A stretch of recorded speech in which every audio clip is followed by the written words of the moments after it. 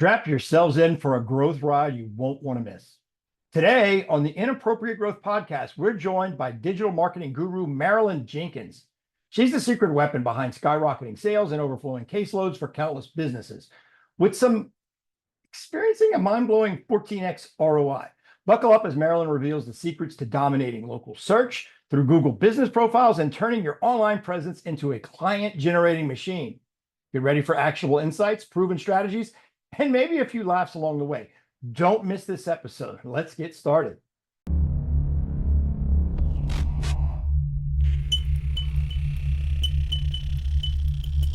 Welcome to Inappropriate Growth, the podcast where we get real about the grind behind the glory. I'm Paul, your host, and I'm here to take you on a journey through the untold stories of business triumphs. We might raise some eyebrows, but it's all about the hustle and we don't fit the mold. Here we're talking about the kind of effort that doesn't just push the envelope, it shreds it to pieces. We're building a community where the norm is to defy norms. So buckle up, because we're diving deep into the beginnings that were anything but humble, the times when giving up seemed like the only option. We'll also dig into all of those wild, insane, and out-of-the-box strategies that led to massive growth. From growth hacks to best practices, this podcast will be fast, furious, and should be a whole lot of fun. Join us as we redefine what it means to grow and turn business growth into an art form. Welcome to Inappropriate Growth.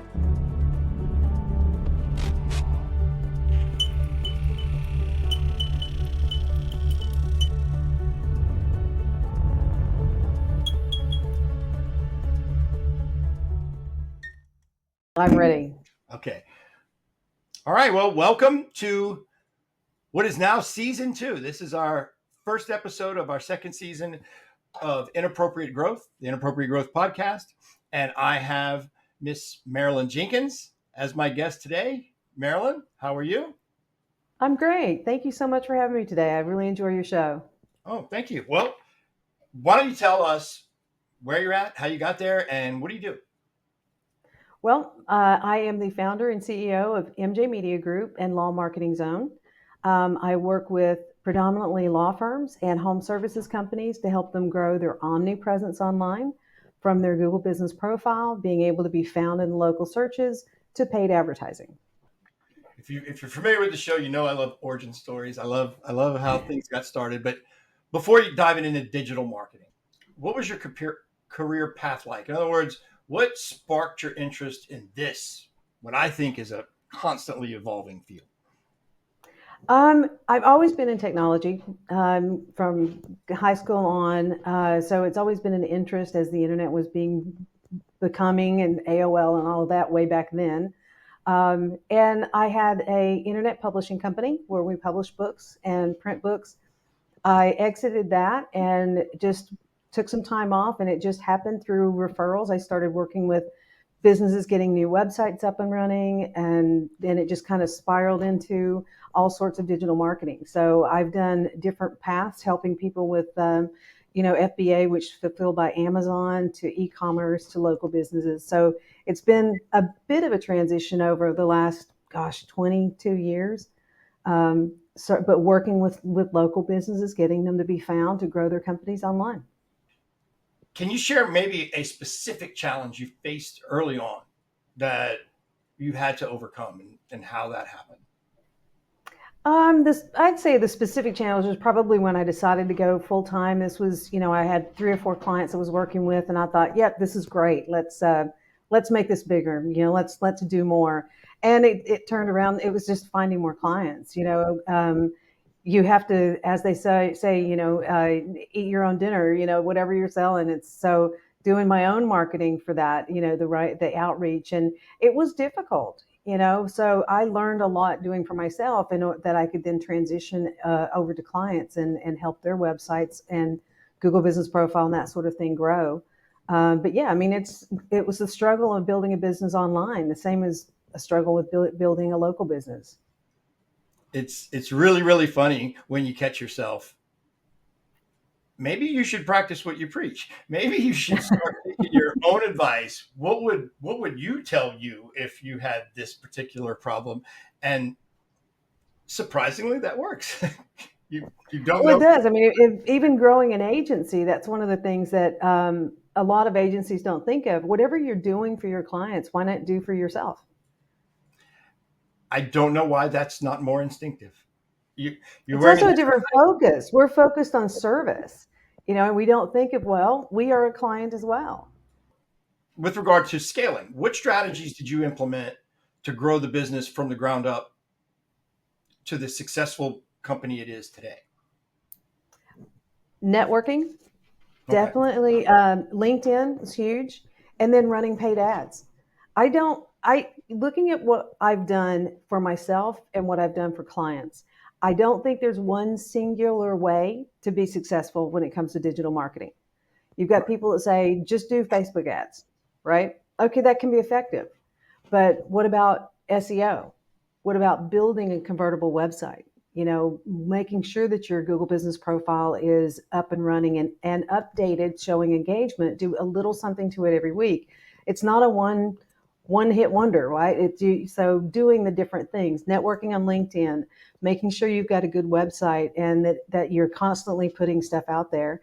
And so, like I do with my clients, and probably last year, about 18 months ago, I started doing everything for myself. And I've slowly built a team that takes all of that on.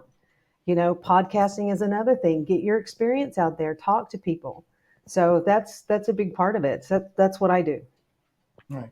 And my background before I went into law firm management was sales. I had 20 years sales management, sales training. A lot of people confuse marketing and sales. Oh, And that's true. sales to me hasn't really changed in thousands of years. Marketing may have changed since we started this conversation. What worked six Well, weeks in ago both, isn't necessarily working anymore. You have to be true. on top of it. And when people want to do their own marketing, I usually tell them, if you're good enough to stay on top of that and get the ROI that you need to get to be profitable, why are you doing something other than marketing? Because that is a skill. That is a valuable deliverable.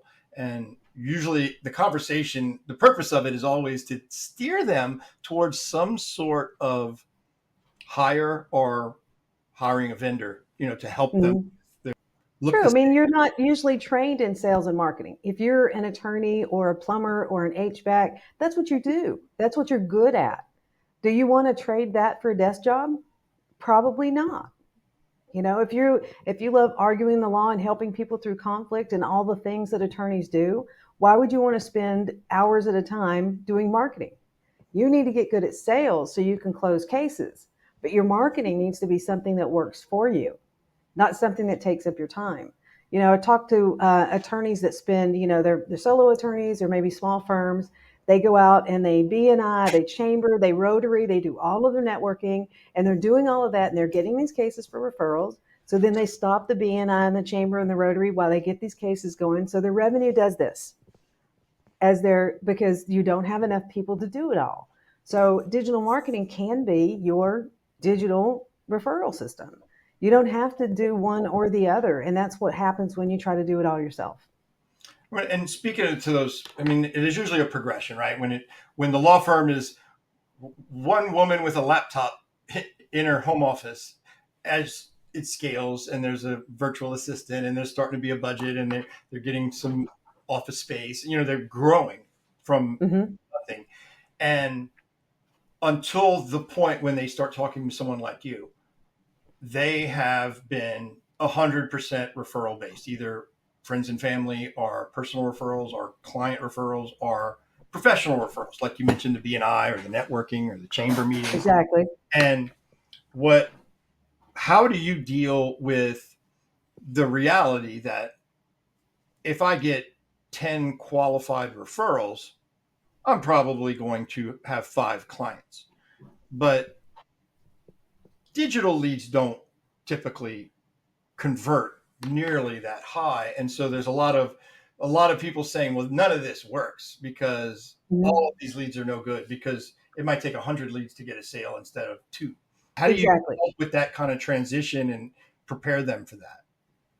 Well, it's It has to be a process. Okay. So when you get a referral, if you don't close that referral, it's usually a personality issue or a pricing issue, because you can close up to 90% of referrals. Right. They come to you pre-sold, right? Easy. When you're advertising on the internet, what you have to do is you have to build value, and you're catching these people. So if you think print advertising, park benches, buses, you're reaching people at all different levels of their buying area, and your buying pyramid, and you're spending a lot of money.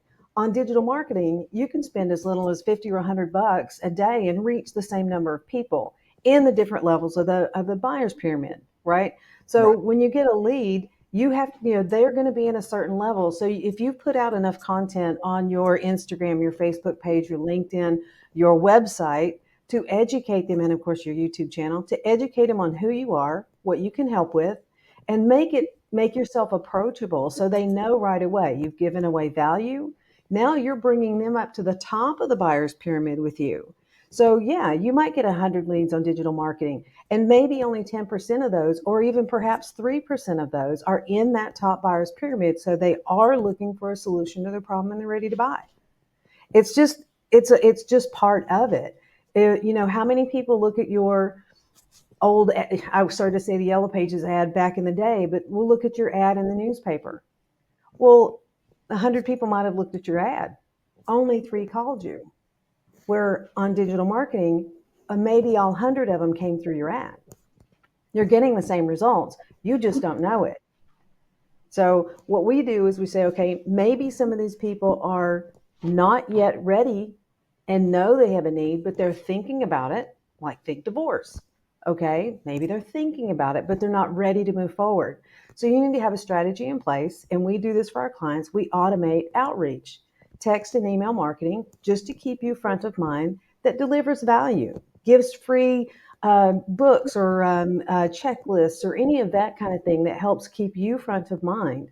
So now we've automated that. So you don't have to keep following up with these people except maybe every couple weeks, and if they're not ready, maybe once a month. So it is a different level of than having a referral. You just have to have a system to work in. And the clients who follow the system have a really good closing ratio. We're looking at 25 to 30% of closes of cases from the leads that we bring in. I think that's pretty impressive. That's really, really impressive. I know you love the Google My Business. What is it about Google My Business that maybe most people are missing? Well, the Google My Business, what we all know it as, it's now Google Business Profile, and it's the 8th iteration of Google Places, right? So it keeps changing names as they add features to it. What it is it's free. That's the bottom line. It's a free directory that you tell Google who you are and what kind of client you want. So by filling it out with as much information as possible, every category that's primary for you. So there used to be only 3 categories that you could choose. I think there's now 7 to 10, depending on where you are and what industry you're in the US. You tell Google what searches you want to be found in. You reply to all the reviews. You post there's a place for products and services. You can have so much information about your business, and then every week you can add a new photo, add a new question and answer. There's almost a full-blown website, but it's not really, where every time you add something, Google says, okay, we're really interested in the user experience on our site to keep people happy. You're engaging. We're going to show you to more people. And the more you engage, the more you show which searches you should be found in.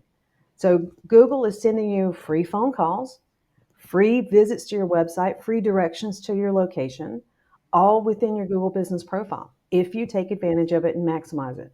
A lot of people will make content and try to stay on top of the radar by posting consistently on, say, LinkedIn, with maybe top 3 things people get wrong, or 10 questions Listicles.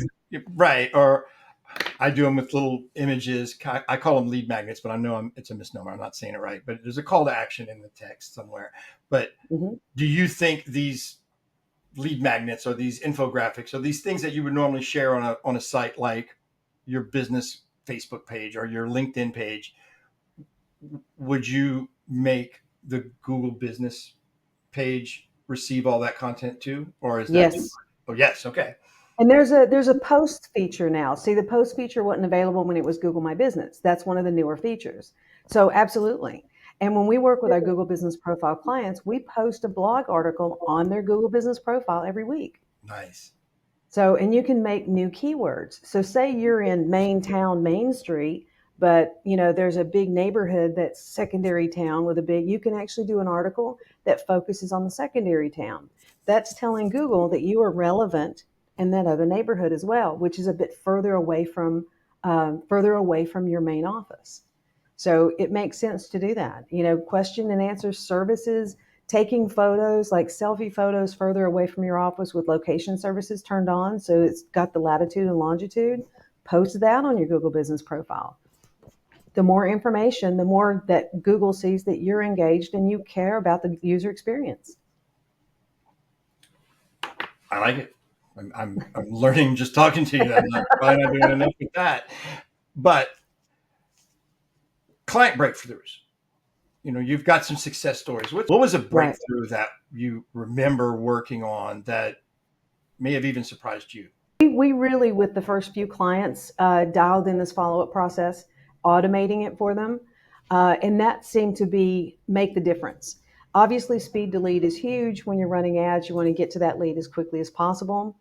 Even the Better Business Bureau says 67% of calls coming into small businesses are missed. So helping clients make sure that they answer the phone, there's an automated response if they miss a call so that they open that conversation. Those were the things that helped us with several clients reach over 7 figures in revenue from our program. So yeah, we're running ads for them, but it's all the background pieces that helps them be more successful with the leads we're bringing in. So it's not just automation. It's not just the emails and the texts. It's actually helping them answer the phone. The missed call text back was massive. You get, even if a call comes in the middle of the night, a text goes out, will reach you in the morning, start the conversation. So that's been really integral over the past. Like I said, I've been doing this since 2017, 2018, and learning and adding and building those automations to help the support structure has been what's helped these clients grow. When you have the least amount of money is when you need the most investment in marketing, which is sometimes problematic. That is opposite of what people do, right? What's the first thing that expense they cut whenever business is going down, and they cut marketing? Well, and the thing is leads is building a pipeline. So when we're talking about that buyer's pyramid, everybody knows it. Just Google it. It's simple. You don't know where everyone is in that buyer's pyramid, but think about it as a pipeline. Someone thinking about a divorce or estate planning or anything like that, that's not a today decision unless they've been thinking about it for a while. If your ad came up in front of them, they're doing some research, they see your Google Business Profile, they may go through your system, they may become a lead, but they may be very early. They might be revenue in November, but do you want to blow them off because you need money today?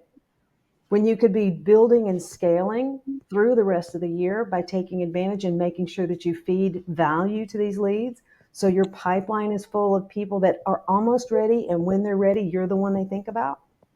Yeah. I mean, it's definitely part of the entrepreneurial maturation, especially when you're dealing with a first-time business owner, because you can tell them that to you. They're blue in the face. You just have to really work on the mindset and have them see it. How has things changed? Because I know a lot has changed since 2017, 2018 with the internet. But more importantly, what about AI? How has that changed marketing as far as how you approach it? I use AI, but I use AI with a human touch, right? It comes down to, I'm an old programmer. I got a degree in programming years and years ago, and we have a term called garbage in, garbage out. You go to ChatGPT and say, write me a Facebook post. You're going to get crap. You have to tell it exactly who it should be acting as, what you want it to say, and what type of system you want, and then ask me any clarifying questions. If you don't do that, it's just going to spit out whatever it thinks. So there's a good place for it. I use it for a lot of different things. My team uses it for ideas. We use it. We help clients brainstorm with it. Great cure for writer's block. It is. I mean, it's just can make some amazing, again, for great ideas. You're looking for a title for a webinar or something, explain what it's about. So it's all about the prompts as well. Right. But I think AI is doing a great job. And now And I don't think it is replacing people in certain positions, which means that was probably a low value position, moving to something else. Booking bots are working really well. Conversational bots sometimes work really well. We're testing a few, and we're basically not letting it outside the house until it can actually have a conversation without restarting in the middle of the conversation. Our first booking bot that we tested went through all of our qualification questions, and then when we asked what day of the week do you want to meet, the next question was the very first qualification question. It literally forgot what it was asking. It forgot the conversation. So, I've just watched it just get so much better so quickly. And yeah, like in business, it's really easy for us to overestimate what'll happen in a year, but yeah, or what our capabilities are. But normally we tend to underestimate what we can accomplish in 5 years. But with AI, it's almost the opposite. I mean, I'm starting to think the Terminator might have been a documentary. I know, isn't that interesting? But yeah, I think it certainly can help speed up and make you be more efficient. I've got a couple of people I've talked to recently that have transitioned their VAs to other positions because they had AI take over those particular processes that were taking them longer, and they're much more efficient. So they've lowered overhead, increased productivity by bringing in and using one or two different AIs to handle certain projects. I think that's great. Position it, make sure you're comfortable with it. Obviously, if you're having it write articles and stuff like that, read it. It Tell it creates a not to draft. use certain words. It It, creates a it creates a draft. That's right. I see a lot about how to write children's books and all of this stuff using AI, and I just can't. There's nothing can replace a really good imagination. There's some great books out there. How do you break through? A podcast has really helped people because when you're in business for yourself, even though you're a marketing agency, you probably, if you were to respond to all the marketing that was directed at you intentionally, you wouldn't be able to operate your business. So, That's right. and I noticed that. Every small business owner notices that. So what the in effect is people are putting up a wall and just throwing the baby with the baby bathwater. Just no marketing is getting through. So the reason it keeps changing is people find a crack in the wall and then they hear about it. Because when I wrote my book, that was the big thing. Write a book, you become an authority, work to Mm-hmm. get on some category and sell a bunch of books in one day and become a bestseller. And then you're a best-selling author and use that to help as an authority. And that was very, very effective until I think everybody is a published author bestseller. I don't think it's having the same impact that it had just 3 or 4 years ago. But podcast seems to have filled that void because people look at being a guest on a podcast as an opportunity to speak to an audience that they don't necessarily have and spread the word. But the podcast host, especially if they're service related, the podcast gives them an illustration of what it's like to work with them. And Mm-hmm. that has I've seen success there. And I've heard about people diverting time and resources from pay per click or paid Facebook ads and channeling it towards some kind of regular podcasting activity. Have you seen that at all, or is that something that your clients do? I don't have any clients right now that have their own podcasts. I have people in my network that are attorneys that have their own podcasts, and I've just recently started one as well. I look at the podcast as an additional, like you said, seeing how it is to work with me, but a value add, right? That's the reason I wrote my book, the Google Business Profile Training Guide, because some attorneys, some businesses are not ready to outsource their marketing. So what I want to do is give them as much value as I possibly can, and when they're ready to move forward, they're ready to outsource. I'm the one they think about. That's really the bottom line. I think podcast guesting is a great way of doing that, building that network, building that value. One of the things I really stress on your Google Business Profile, your Facebook page, any of your social media, are introduction videos, FAQ videos. Talk to your potential new client. It's the know, like, and trust factor. Podcast does that. Doing a book, does that. I think there's so many people that have a book. I talked to a woman yesterday who's written 6. And it's like it's just incredible. But everybody, it's easy enough to publish a book. Don't use AI unless you're going to actually reread it, edit it, that sort of thing. But build value. Don't just. It's not all about sales, sales, sales.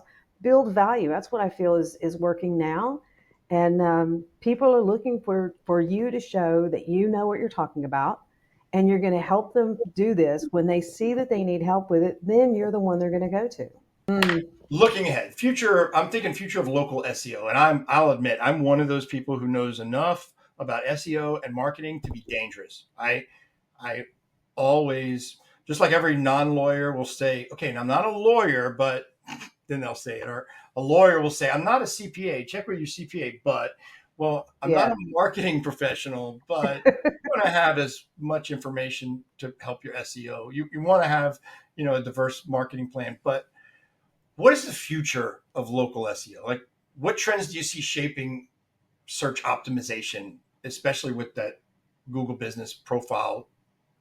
I don't say hack, but the process that you're using with success right now. Well, if we stay free and talk about Google Business Profile, you want to make sure that your hours are always up to date. It comes down to taking the main information and making sure it's up to date. And then not just once, you don't just set it and forget it. Google wants interaction. So if you have, say, holiday coming up, if you have all holiday hours, change your hours. Google actually shows people in the search when you last updated your Google Business Profile. That's a new little thing that people don't realize. So if I'm looking up, say, dog groomers, and only one has been updated recently, and I know there's a holiday next week, which one am I going to talk to? Right? I'm going to look at their hours of operation. That's what's important. Always keep that up to date. Q&As. Do something, spend 10 minutes a week and update your Google Business Profile with something. Reply to every review, whether it's positive or negative. And on the paid side of things, on the attorney front, Google has rolled out local service ads nationwide and started rolling it out internationally. If you have a marketing budget, you can do that. Your Google Business Profile and your local service ads work together to get you found on 2, perhaps 3 or 4 locations on the Google search. Yeah, I've seen lawyers that really spent a lot of time and money making sure their space was exactly right. It was very intentional about the way the conference room looks and the waiting room. That a lot of thought goes into the art they put on the wall and how clean it is. And those pictures should be on your Google Business Profile. Yeah, I go look at their website and they're saying something about a festival that's coming up that was 3 years ago. But you know what I mean? It's Yeah. If you have that attention to detail, I think there's some education that people would benefit from. Realize that way more people are going to see your digital assets than are going to see the inside of your office. And right. I mean, most law offices don't look like Better Call Saul. Most of them look. There's a prestigious, even solo practitioners. They all want a space. They all want nice chairs in their conference room. It's important, and that importance needs to be on their digital assets. Like you said, I can go and tell how long it's been since someone updated it, even without looking at the content. I can tell. Yeah. Let's talk lessons for aspiring entrepreneurs. I'm sure you want way more competitors in your space. If you could offer one piece of advice to these aspiring entrepreneurs in the digital marketing area, what would it be? Beating a dead horse here. Optimize your Google Business Profile. I mean, your social media is great. Your website is absolutely a necessity. But if I had to choose between putting posts on Facebook or TikTok or telling Google exactly who I wanted, I would tell Google exactly who I wanted. Because you, as a consumer, when you want something, where do you go? You go to Google and type it in. So do for you what you do for your clients. Optimize your Google Business Profile. Tell Google what kind of money you want, what clients you want. I would do that first before I did any social media. If I was starting out, that'd be the first thing I would do. All right. Well, if anybody listening wants to hear more, wants to talk to you, wants to get more information, what should they do? Well, they can find me at on LinkedIn or lawmarketingzone.com, and they can check out my book at maximizeyourgbp.com. Okay. Google Business Profile. Just trying to figure it out. Sometimes I'm fast. Sometimes I'm not. All right. Well, thank you so much for being a part of the podcast. I'm excited. I learned a lot, and Thank you so much. always a good thing. Just to our listeners, just know if you want to have some growth, sometimes you've got to do something inappropriate.